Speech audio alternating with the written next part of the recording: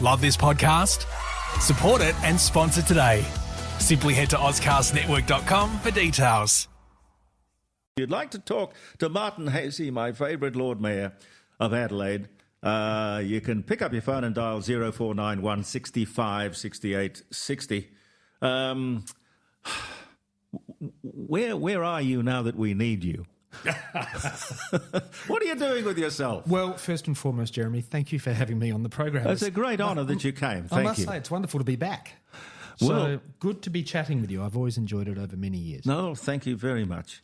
Thank you. What have you been doing with yourself? Because you were very successful in business long before you went into local government. Have you gone back to that? I'm largely gravitating back towards business. So I describe myself as somewhat of a hybrid at the moment. So I do a number of things. So I do one role, which I'm absolutely loving, which is a role which is based in Singapore and Southeast Asia, which I'm attracting investment capital into South Australia, into South Australian projects and for South Australian companies.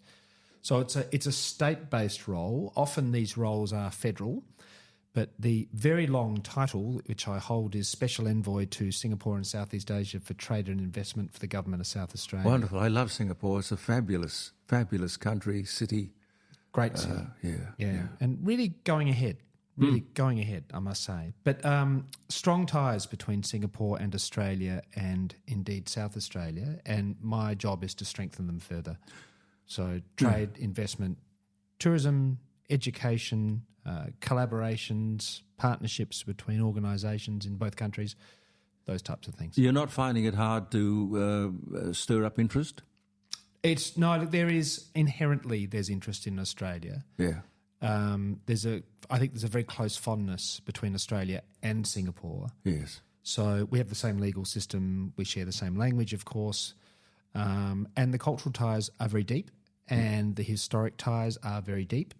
And Singapore's a really good hub for Southeast Asia. So a lot of kind of people doing business in Malaysia, Indonesia, Vietnam, Thailand, those types of countries, which generally are growing, Philippines, will often hub their activities out of Singapore. So Singapore's a good fit in terms of, Southeast Asia is a big place, Jeremy. There's 600 to 700 million people in Southeast Asia across a number of countries. And they all seem to work anyway, damn hard.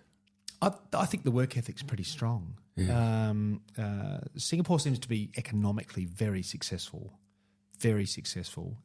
Geographically, of course, it's very small. Many South Australians and many Australians probably wouldn't realise that the land area of Singapore equates to about 1/8 of the size of Kangaroo Island. And it has a population of in excess of 6 million. And it has a GDP, not as much as Australia, but it kind of is. It's a pretty healthy economy, I must say. So it really is a financial centre and a shipping centre. Yes. And it's also a travel centre too, and people yes, it is. Just go via Singapore, probably just for the really interesting sort of romantic business of visiting that city. It's a beautiful place. And it's efficient. Yeah. I mean, that's what a lot of people say about Singapore, but Changi Airport is just super efficient. And it's clean, and it's ordered. You're in and out of there in minutes. Yeah. So it's terrifically efficient. So, and for a lot of international travellers, when they're kind of, using Singapore as a stopover to go somewhere else, they enjoy it. You get people criticising Singapore because you can't spit on the pavement and you can't chew gum and park it somewhere on a park bench or whatever. But... or graffiti. I don't know what they do with graffiti people, vandals, but it wouldn't be pleasant. That's my kind of city. Have you read the memoirs of Lee Kuan Yew? I've spoken to him. Most impressive man. He was out here. When did you speak with him? This would have been probably in the early 80s. Right. Maybe. He came to Australia and he did I don't know what the real purpose of the tour was, but he did a bit of television and he did a bit of radio. And he I don't know that he came to Adelaide, but we talked to him on the telephone, as I remember. Did you? Oh, what a privilege. Well, I would credit Lee Kuan Yew as being one of the most outstanding, if not the singularly most outstanding world leader He built a country out of nothing. Out of nothing. Yeah. And the story is incredible. So 1965, when Singapore secured independence through a fairly tumultuous process from Malaysia, because of course it was part of Malaysia, he kind of built or inherited, so to speak, a country and had to start from scratch. Had a population, I think at that time, of about 1 million.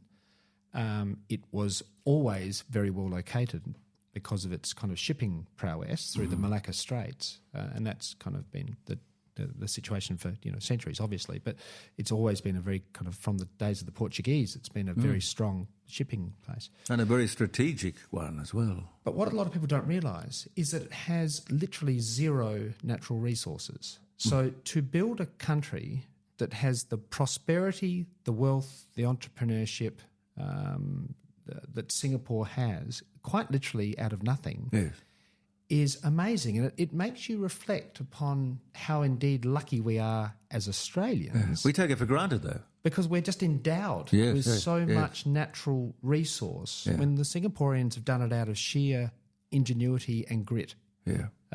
It's extraordinary. And unusually, the private enterprise is very strong in Singapore, but that wasn't always the case. It was actually the government leading the charge of entrepreneurship. So they built things which we now kind of know very, very well, like large organisations, like, Singapore Airlines is a very well-respected global airline, and that's government-owned. But so many of the state assets, they have energy companies and water companies and a whole range of things. So they haven't privatised everything, and they're competitive, they're price competitive, but their government agencies are very, very businesslike. They compete on a commercial footing. Yeah, they understand the real world. The word that comes to mind when I sit here remembering Lee Kuan Yew. I don't know if his son is probably cut from the same cloth. I don't know, but he was the man. But he was inspirational. I remember him telling me that he'd run the whole gamut from being a communist, a revolutionary, a socialist. Interesting. A capitalist. And I said, "So what are you now?" And he said, "Oh, that's easy. I'm a nationalist." Interesting. I like that. I mean, that's what we all should be. Yeah. One nation. Yes. Focused on the success of the country and its people. He was always enduringly focused on Singapore, and building Singapore, strengthening its economy, strengthening its communities. Because Singapore's a melting pot. You've got Chinese, you've got Malays, you've got Indians, you've got. I mean, it's a real melting pot. But no conflict, no harmonious. Zero. It is the most harmonious city that you could really think of. How do you do that? How do you actually bring all these elements together and not have the old argument? Look, I've read every book that Lee Kuan Yew has written, and he's very strident. He's very poignant about how he did that. He said things like, which raised some people's eyebrows, but you've got to admire the pragmatism of the man. Yeah. First and foremost, he said, children are never racist. Never. No, they learn it. So he said that having schools, learning institutions, churches, everything else, they have to be multi-ethnic. Yes. And he was very, very strong about that. One tribe. Even the social housing in Singapore, whereby lots of folks in Singapore live in kind of government-built housing. Yeah. And they would even balance the housing in Singapore based upon the ethnic mix of the country. So to give you an example, so if 30% of the country was Chinese extraction and 30% was Malay and 30% was Indian, that would be actually the mix in the housing. And he always said things like, when people grow up smelling each other's food and eating each other's food, he said, you don't have these social problems. Yeah. You remember his much reported comment when he was here on that visit. He warned, maybe he had sort of quietly had a look around Australia, I don't know, before he started doing interviews. But he said that Australia ran the risk of it becoming the white trash of Asia. Famous comment. Absolute famous comment. I wonder if anybody took any notice of it. He wrote a book which I read last year, which was written, I'm going to suggest it was probably late 90s, early 2000s. Yeah. He would have been relatively elderly at that stage. Yes. And he wrote a book which was foreshadowing what most of the major countries around the world, where they would be in 2025 to 2030. Mm-hmm. And I read it, and it was remarkably accurate. It was talking about China, the US, it was talking about Japan, it was talking about India, it was talking about Australia, it was talking about Israel, it was talking about Germany, the UK, the neighbouring countries. And there's a chapter on each country. I mean, the vision is incredible to be able to foreshadow with I would suggest, a fairly accurate lens and the reasons why, and demographics and governments and politics. If only the right people would read that book. Location. I would say it's interesting reading his background, and it's interesting reading his political persuasions, but I would actually call him just a pragmatist. He was just ultimately pragmatic. What does Singapore need to do to build its capacity, to build its prosperity, to build its community, to build its infrastructure, to build its influence in the region? And he'd just do it. And he would be criticised along the way, he'd be applauded along the way, but he still did it. And the proof is many ways in the pudding. Now, I respect the fact that every country is different, but we can learn some things from Singapore because that pragmatism, that cut-through, really has turned Singapore into a very influential country, and certainly a very prosperous one. You get itchy feet in the sense that you look around at what could be and what should be in terms of South Australia in particular, with its potential. I think it has huge potential. I don't know about the people who are running it at the moment, or even the people who are standing in opposition saying, oh, well, we can do it better. I think you would make a wonderful premier. Thank you, Jeremy. That's from left of field. No, I've always said it to you that you should be in politics. I don't think it would matter what party it was. You would simply run a better ship. I'm an interesting cat politically, and I've often shared this with people because I'm conservative but progressive in the same breath. You can be. There's nothing wrong with that. And that's my pragmatism. Yeah. Is I'm actually economically relatively conservative. But there are some issues which I identify with which I will kind of progress. So I'm a bit of a balanced scorecard in many ways, but ultimately I'm pragmatic. So thank you for that comment. I'm not quite sure if that's on my radar. Well, you're still a young man. You're still a young man. You can do this. There's plenty of time. What would Genevieve say? Of course, look, Genevieve is my greatest source of support. And Genevieve has a very global attitude. Yeah. Genevieve's lived in the US, she lived in the UK. Of course, she was born in Singapore. She owned a company in Singapore. She had businesses across Malaysia and Indonesia and various places. Wow. New Zealand. So she's kind of very accomplished in her own right as an entrepreneur. And so, but she's a great source of support. But Genevieve has this kind of unique philosophy that you've just got to live every day to the absolute fullest. Yeah. I subscribe to that. Yeah, I don't blame you. But talking about the state, I've never heard of the Watervale Hotel in Clare. Have you? Oh, it's a great hotel. Oh, it seems to be. Yes. Apparently, it has been named just in the last 24 hours. It has been named the best culinary experience in the world. Really? Yeah. I don't know. Maybe it means it's got the best hotel kitchen in the world. I don't know.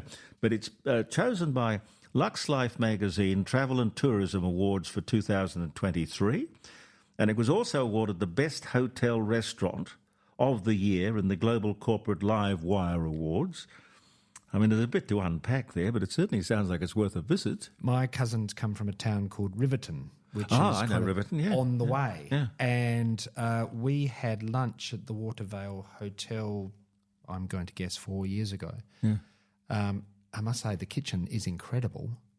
It really is for a regional hotel or for anything, it's actually extraordinary. It's a wonderful... And the meal was good. So You want to take a call, Lord Mayor? please do. Hello? Morning, Jeremy. John. John. How are you? Martin Haese is with me, so you're talking to us both. What would you like to say? Well, I hope he's voting no. Well, I haven't asked him yet. I sense we're going to get to that, John. We're going to get to it, are we? How are you, John? I'm very well, thank you. This referendum, I noticed this morning on another radio station. Is there another radio station? A radio station, yeah. That they're bringing up about it's not for the benefit of those Indigenous people that are voting no or those who are voting yes. It's for the children of the future, the Indigenous children of the future. Yeah. Well, drawing it out at the last minute. Look, they'll try anything, and if you were listening to the ABC, it's quite relentless, their campaigning. I can't believe that they're allowed to get away with it.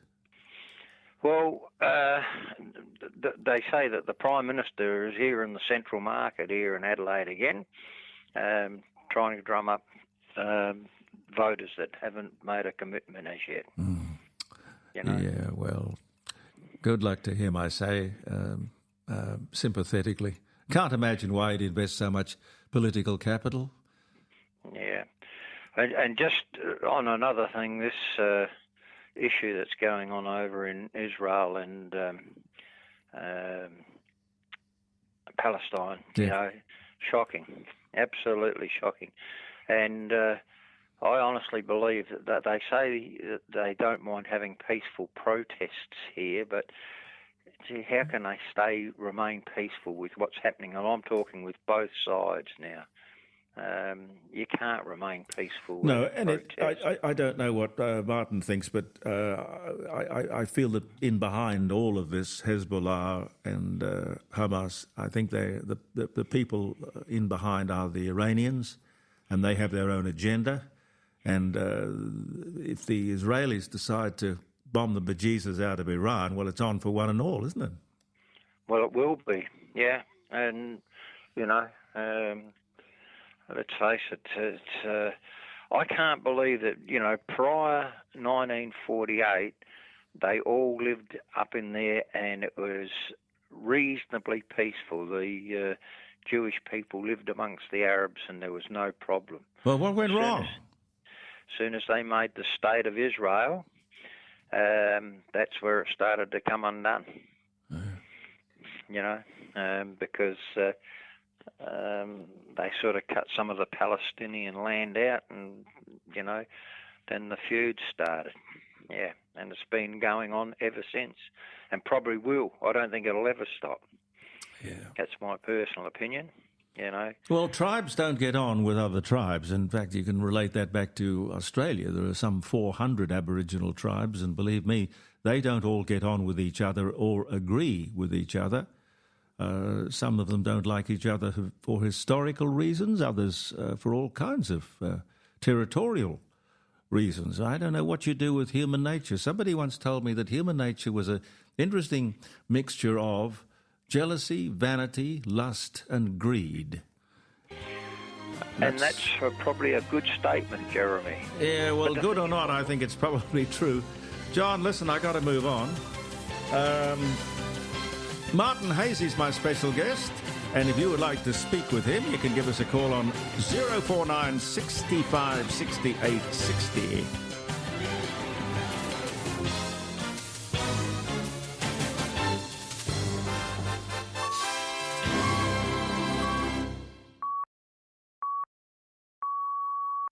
You're listening to the Court of Public Opinion with Jeremy Cordeaux, where the time is 10 a.m. Australian Central Standard Time. Hey!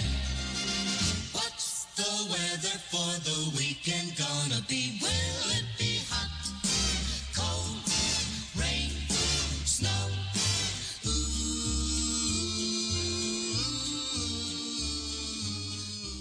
And the weather today in Adelaide, it will be a cloudy day. You may not find us on your TV, because in case you did not know, we're being brought to you by Brought to you by RADI. Brought to you on RADIO. Indeed. And when we say it's 10 o'clock, Martin, it's a bit difficult because we have listeners in Tokyo, we have listeners in South America, we've got listeners in Sydney and up on the north coast of New South Wales. So it's rather arrogant of us to give the time as central. We said Central Standard Time. Central Standard Time, yeah, well, wherever you are, whatever the time of day is, and whatever the weather is like, but as we said, it's cloudy here. I don't think it's going to rain like hell yesterday, but I think it's a nice day. Every day in South Australia, Lord Mayor, is a nice day. Every day is a wonderful day. Yeah. I couldn't agree more. I like the American tradition of when you've been the president or you've been the governor, you keep that title for life. Yes, that's I correct. like that. Correct. So, No, Lord Mayor, until you become the Premier, we'll just call you Lord Mayor. well, that's right. I'll take that as a thank you. I'll take that as a compliment. Thank you very much. Well, as the former Lord Mayor, what do you think of the city at the moment? Do you look at it and think favourably, or do you look at it and think critically? I'm a city resident. Yes. And have been for many years. So I now look at the city of Adelaide through that lens mostly. Yeah. And I think the incumbent Lord Mayor is doing a reasonable role. And it's a role which I was Lord Mayor, of course, from 2014 to 2018. Yeah. And it's a role which, to so many ways, working with your fellow elected members, you so much get to design, not in your own image, but you certainly get to kind of design and influence a whole range of outcomes. So I was very strong on the economic side of the city of Adelaide, but it didn't mean for a second that I wasn't kind of focused on the details. So there were things like just the presentation of the city, the garden maintenance, the flowers, the verges, the trees, and all of it. I must say I was relentlessly focused on that. So you do move from what I would call macro issues to micro issues within the same kind of sentence often when you're the Lord Mayor of Adelaide, because your remit's relatively wide. Some would suggest that it's a roads, rates and rubbish role. But I would kind of equally suggest that for a capital city council, although those three things are vitally important and I would never discount them, I would say that there is more opportunity to kind of be of greater influence than that. So, and so I was kind of very focused on the competitiveness of the city, the economic prosperity of the city, making sure that those people that took a risk and were operating a business in the city were supported by the council, and that council understood their challenges. Council could provide the appropriate infrastructure or services to help them do what they do best, which is build their business. I was very, very focused, and this is something I learned from Genevieve, Jeremy, is that she said it's always good to look at a city through the eyes of a tourist because you have this kind of objectivity where you look at something as a tourist and you appreciate it or you don't, or you're often quite clear about what's good about a city when you're looking at it kind of once removed. It's an interesting way of looking at life. But so occasionally I would look at that. I'd kind of walk down the street and say, if I was coming to Adelaide for the first time, what would I think of that? Yeah. If we look at something which is, let's say there's a part of the city which is just substandard, you walk past something enough times, Jeremy, and it just normalises. Yeah, sure. You don't even see the faults because you've seen it so many times. So when a fresh set of eyes comes in, i.e. a tourist, and they look at something and say, why do they do it that way? Yes. That could be so much better. Good idea, good line. So Look at things like a tourist, yeah. I would often do that. And so that's why, yes, I'm remarkably things like pro-technology, and we laid out the 10 gigabit Adelaide fast data network throughout the whole CBD, and that was a very ambitious project. But I must say I'm equally pro things like heritage, Yes. parklands preservation, which doesn't make me old-fashioned. It's just that I think they're important. Yes. And I think that if you expend your history Yes. what kind of society are you building? So I'm a great believer in protecting, the great parts of South Australian history. Here's a dilemma. The mounted police stables and infrastructure that they have down there it's the old Adelaide jail, I guess it would be, wouldn't it? Adjoining, yes. Yeah, they want that land for the new children's hospital. Correct. And they're kind of doing this argy-bargy arguing thing about where to put... And they do need those horses, the greys, I think, for many different reasons. And to put them out at Jepp's Cross seems to be a very strange compromise. Surely there would be a place in the parklands, or maybe, Wayville Showground, or maybe the Army Barracks at Keswick, or somewhere close to town where they would be used. I don't know what role the town hall plays in making a decision or vetoing ideas that may come up. But what would you do about that? I think town hall would probably got a fair bit of influence over an issue like that. I'll break that discussion into two parts. When it comes to the police horse greys being on the parklands, I would be concerned if anybody had a concern or reservation about that. I think more of the consternation was about the supporting infrastructure and buildings. I don't think it's about the horses as much. So, and I must say, I'm not overly privy to what they were proposing to build. I would always say that if the infrastructure is harmonious with the parklands themselves, so that that takes good architecture, and it's not too oppressive on the parklands. I always kind of put the reasonableness test to this. It's possibly acceptable, but I don't have all the facts. So I never saw the plans as to what was proposed being built. So I think this discussion is a lot more than the horses, because I really would find it difficult that any reasonable person would object to police greys being on the parklands. But I think it's the built form. I think it's the buildings which were accompanying it. And they may have been fairly large, but I don't know. Yeah, but then you look at the huge building there in Victoria Park for the race meeting, and you think to yourself, my God, it's an obstruction, but it's also a monstrosity. But apparently that got through. I don't know. I mean, it's historic, I suppose. Oh, it's been there a long time, and it's temporary. It gets built and demounted. It's an enormous job. But isn't that a crazy idea, to put it up and take it down, put it up, take it down? But these motoring events, and I think they're good for South Australia. And there's a number of them. Yes. So we've got the community events like All British Day, which is a wonderful event at Echunga every year. We've got, of course, the statewide event, Bay to Birdwood, which is coming up this month. Are you going? I'm unfortunately not going to be here at that time. Otherwise, I would be there with bells on, being a classic motoring enthusiast. Yep. But we have, I think, about 130 plus car clubs across South Australia. We have the Adelaide 500. We have the Adelaide Motorsport Festival. We have the Adelaide Rally. And South Australia is really kind of conducive to this. Our topography, our climate, but what it does, and this is interesting. So this is really from the horse's mouth, Jeremy. I was in Singapore on one of my recent trips, and this would have been in July.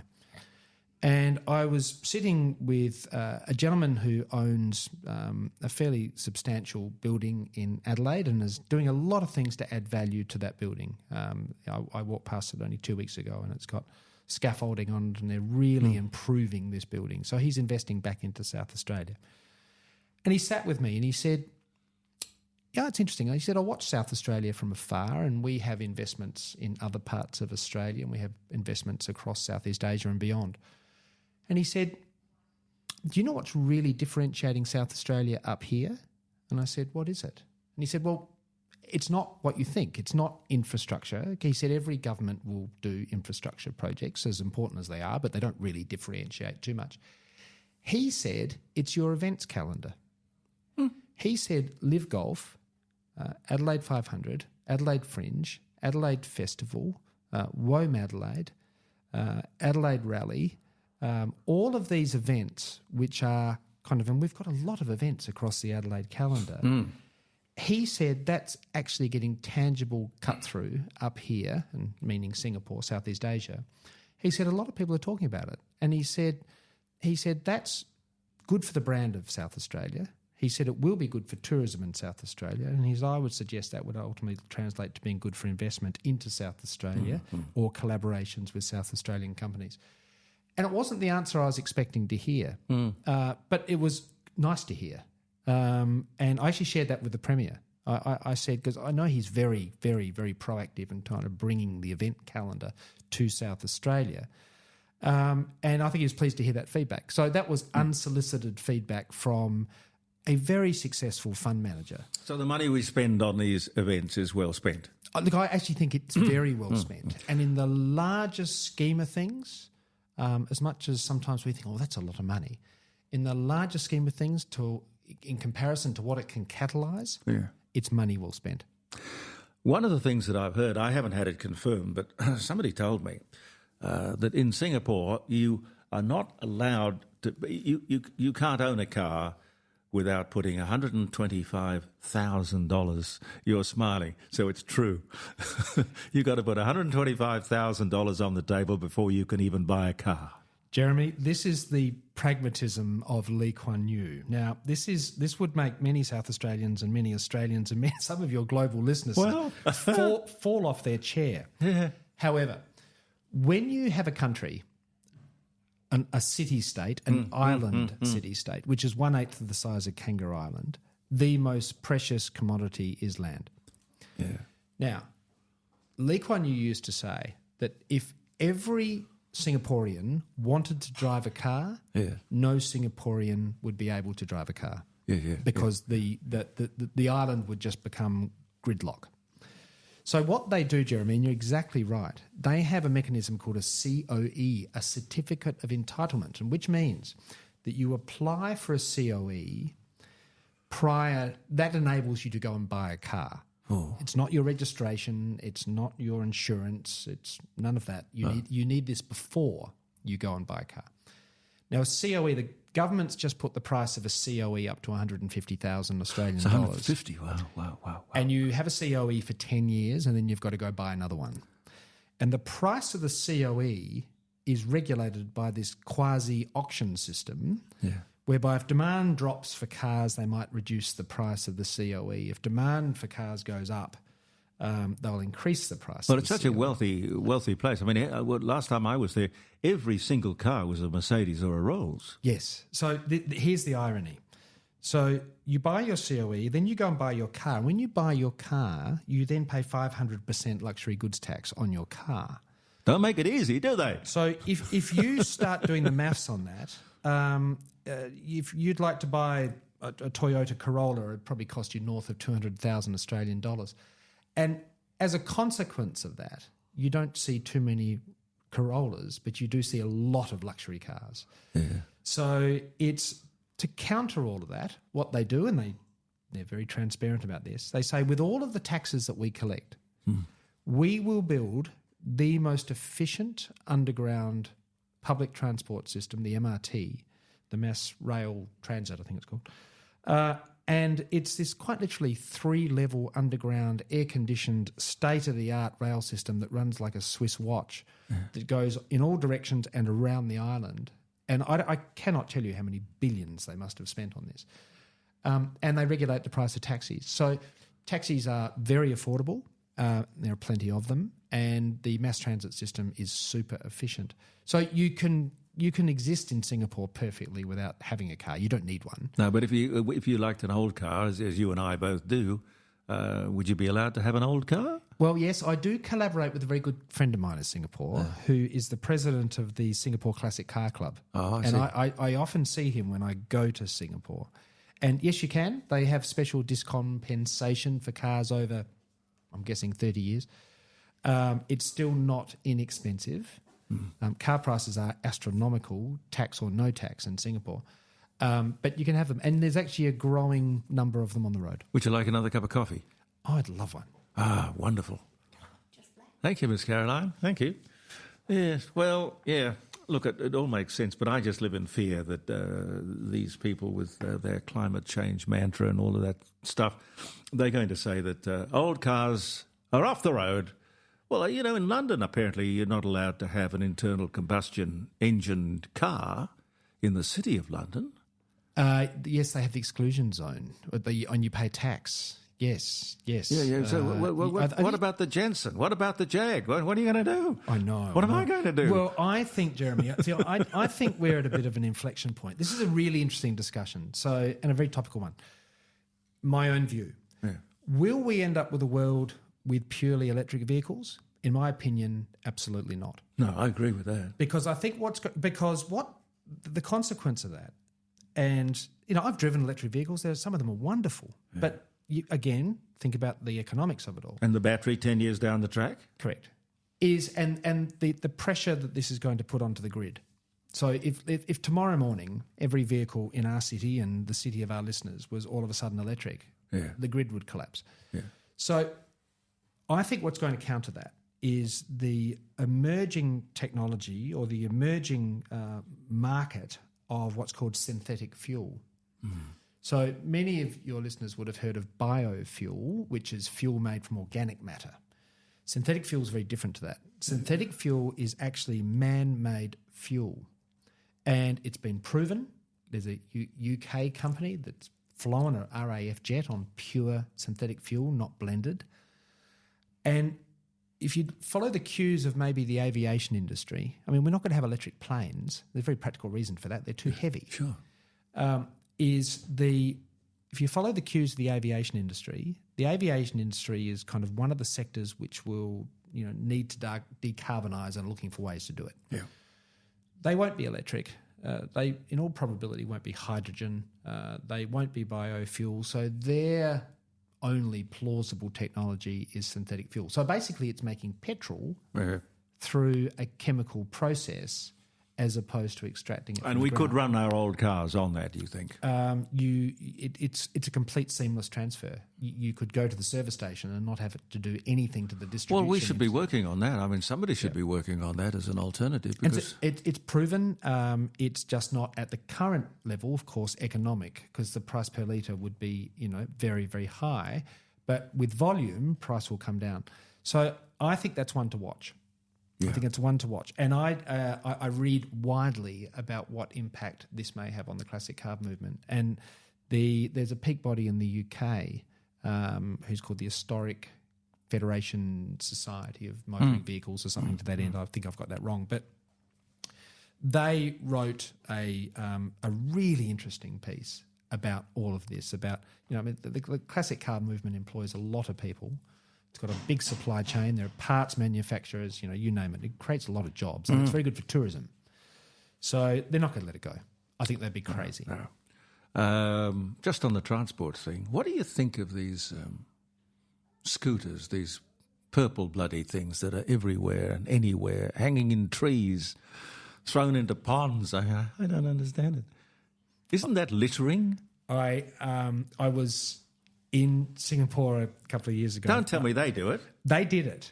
Oh, they did it. Then they banned it. So I said to someone, where have all the scooters gone? Yeah. No, they're gone. They banned them. So pragmatic, I like it. They were ending up in the canals and yes. various places, and the government stepped in and said, no, not for us. Yeah, well, I think you give something a reasonable go, and then when experience points you in a different direction, you go. Yep. What do you think about, got to ask you, about this referendum tomorrow? What would you think of it? Well, some pearls of wisdom, please. Here's my conservative nature, but my progressive nature rolling out at the same time, I think. So when I was Lord Mayor of Adelaide, I chaired an organisation called the Reconciliation Committee, which has been set up at City Council for many, many years. And I must say I learnt an enormous amount about Indigenous culture, and I loved it. I absolutely loved it. But I believe in unity. I always have. I've been consistent about this. Whether I was in Lord Mayor, I was managing Rundle Mall, or Chief Executive Officer of Business SA. I think the greatest way to achieve anything is to bring everybody together. Being inclusive, I like it. Yeah, being inclusive. Under one flag, hopefully. And I'm very passionate about this because I'm very passionate about South Australia. So I have the greatest respect for Indigenous Australians, but I equally so believe that we need to be one peoples, Yes. one community, Yes. and first and foremost to identify ourselves as Australians. I think that's Yes. really, really important. All of us, yes. All of us. Yes, no, absolutely. I couldn't agree more. Irrespective of our ethnicity or our creed. Wouldn't it be simple just to have Is to that as a say- philosophy? You know, and you see this around the world in different places where people will say, I'm a American Italian or I'm a Greek Australian. Well, I would say, yes, you are, but you're an Australian Greek. And I think that's really, really important. I think it's a key but subtle point of difference. I think first and foremost we are all Australians, whether we have been here when you're nationalised, whether you've been here for 5 years or for 50,000, we're Australians. And I think that's how you build a united country. I like the way you think. And I want to sit, before I die, I want to be sitting somewhere and say, Mr. Premier, welcome to the dining room table if we're still here. And if you need somebody to hand out how to vote things, give me a call. As you can see, I'm letting that one through the keeper. I noticed. Martin Haese, ladies and gentlemen. Love this podcast? Support it and sponsor today. Simply head to AuscastNetwork.com for details.